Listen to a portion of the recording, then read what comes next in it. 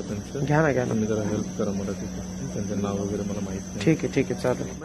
मुखबिरा तू, अरे बेटा बड़ा था मुखबिरा तू.